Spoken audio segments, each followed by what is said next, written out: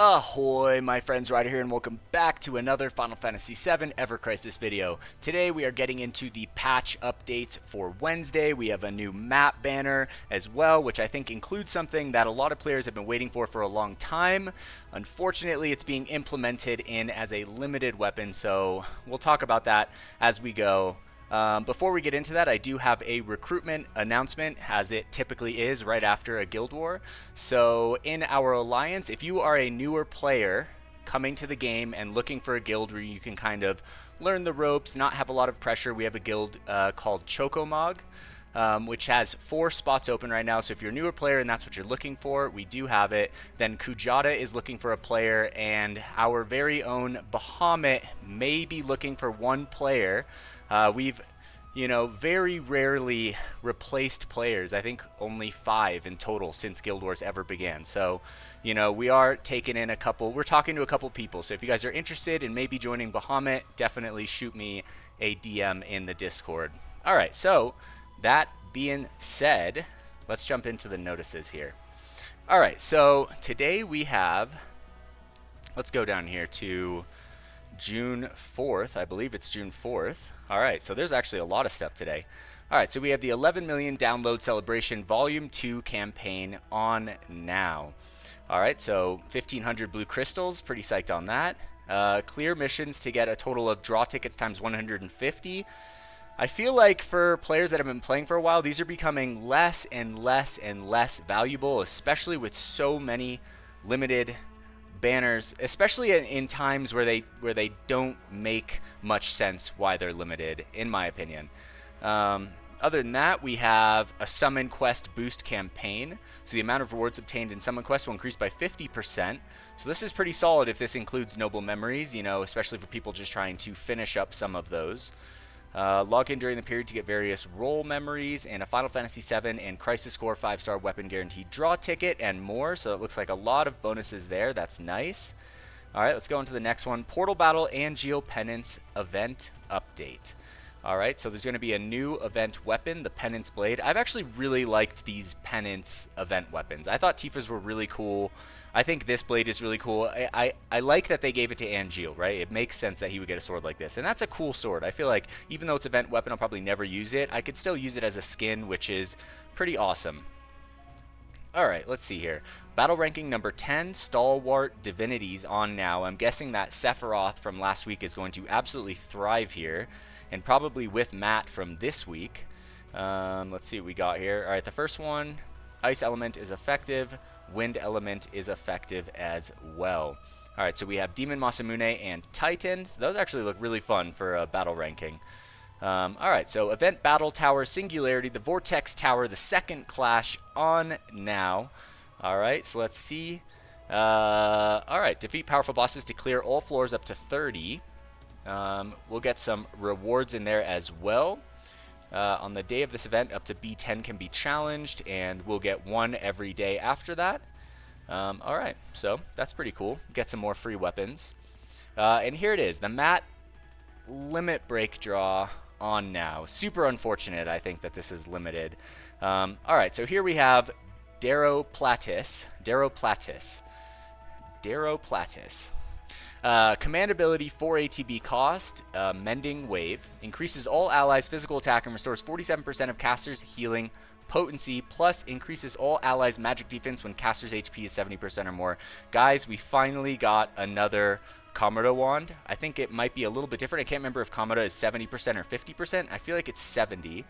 And restores 47% of casters' healing potency. Wow.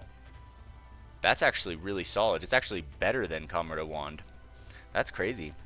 And here we have the Dark Knight Robe, our ability Reprieve. All right, so we have guaranteed, it's basically like a Courage. And then Dark Knight Mask, which boosts physical and magic defense and boosts healing potency. So honestly, very, very, very good, especially for Matt, especially for players that missed Kamura Wand. But let's address the elephant in the room. Like, the fact that they put Kamura Wand out into the game originally and then never brought anything back when it was so useful for so much content, and then when they finally bring something back as a way of making amends on what I would say is their mistake, then we get a limited banner. So leave it to Applebot, guys.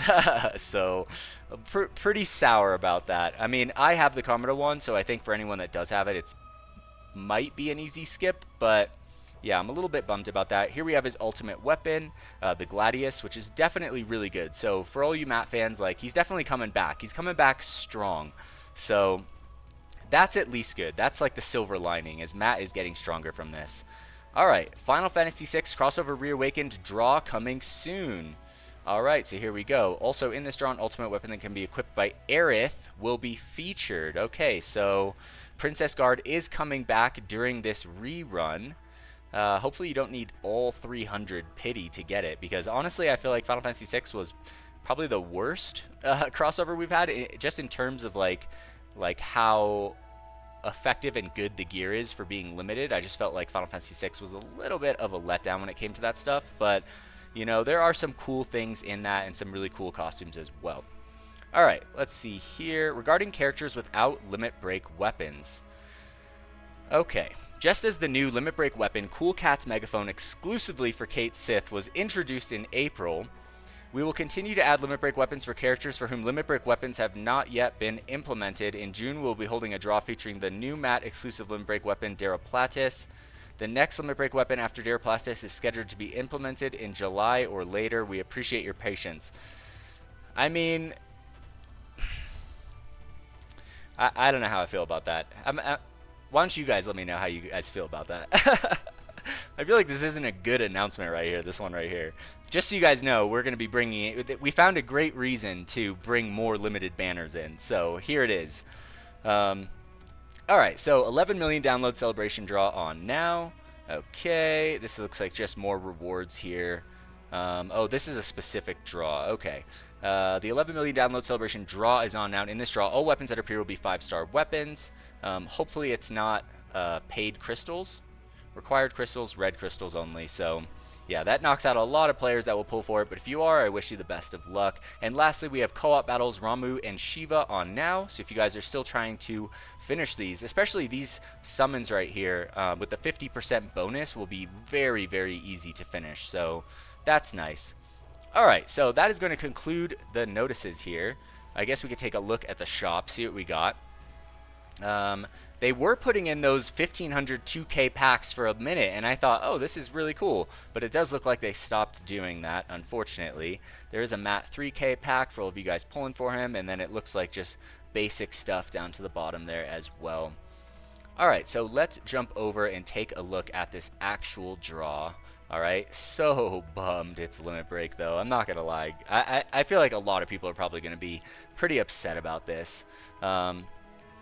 Yeah, it's a bummer. I feel like, you know, the thing with Ever Crisis is I feel like it has the potential to be a truly great game, but I feel like Square Enix kind of dropped the ball when they gave this project to Applebot. I think they're a bit too focused on the economics of the game, and that because of that, I don't think that they actually have the potential to turn this into a great game. Like, it really could be if there was some passion and love there, but you know, it's unfortunate. I mean, don't get me wrong, it's a great game. It's maybe my favorite mobile game ever, but still, there's a difference between something good and something great, in my opinion.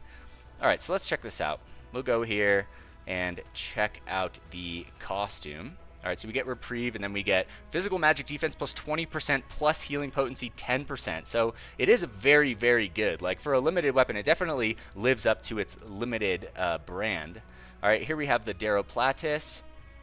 So Magic Heals cast, potency 40% of healing potency. Okay. So it's a little bit less of a normal here, I think. Physical attack is increased low to mid at frickin' base, right? So it would have been nice if this was mid to high at least. And when HP is 70% or more, oh, the magic defense is mid to high. Okay, so at the beginning. So it does have some viability below OB6, which is nice to see. We get physical attack while allies, buff debuff extension. It does have the fricking all Asuna on it. Wow, they really went all out. So this is actually a very, very, very, very, very good weapon, guys. Super solid. Just super bummed that it is limited. OB6, 43% of healing, mid to high on the physical attack. So it's never going to get high to high, it looks like, on the physical attack. So it does get a little bit of a dock right there. But I think that one's not as important as the magic defense, to be honest, because physical attack can be found easier in certain characters like Tifa, for example, right? All right, and then OB10, 46 over 39. So honestly, looking pretty cool, guys. So that's going to conclude this. I'll take a closer look in my to pull or not to pull video, which will drop tomorrow morning. But other than that, I hope you guys enjoyed this video. Like I said, we do have some recruitment going on. And oh, there was one more thing I wanted to talk about. So at the end of this Guild War, I don't know how many of you guys were playing. I know a lot of you guys were definitely playing the Guild War.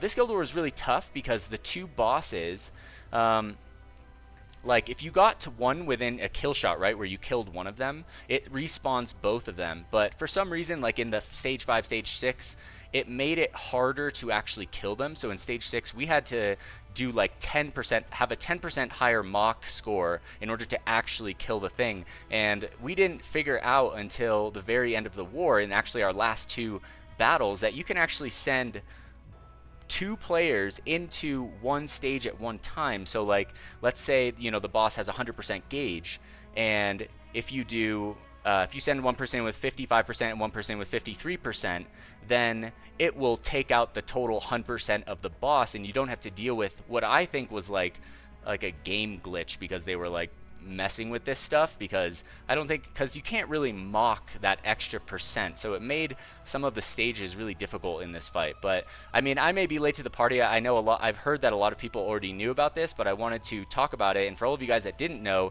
it is a viable strategy. It was pretty fun, like sending two people in at the same time, and I think that it's a natural mechanic of the game, because when you do it, it does show two participants. So it's like they obviously, you know, programmed it so that it could handle more than one person at once. So it ended up coming in handy. Maybe in the future it will come in handy for you guys. But anyways, that being said, I hope you guys enjoyed this video today. If you are looking to find a guild, definitely join our Discord. There's a link in the description of all my videos. The Discord is the Curseborn. I hope to see you guys there. If you guys did enjoy this video, please don't forget to drop a like, subscribe to the channel for more Final Fantasy VII Ever Crisis content. Catch you guys on the next one. Peace.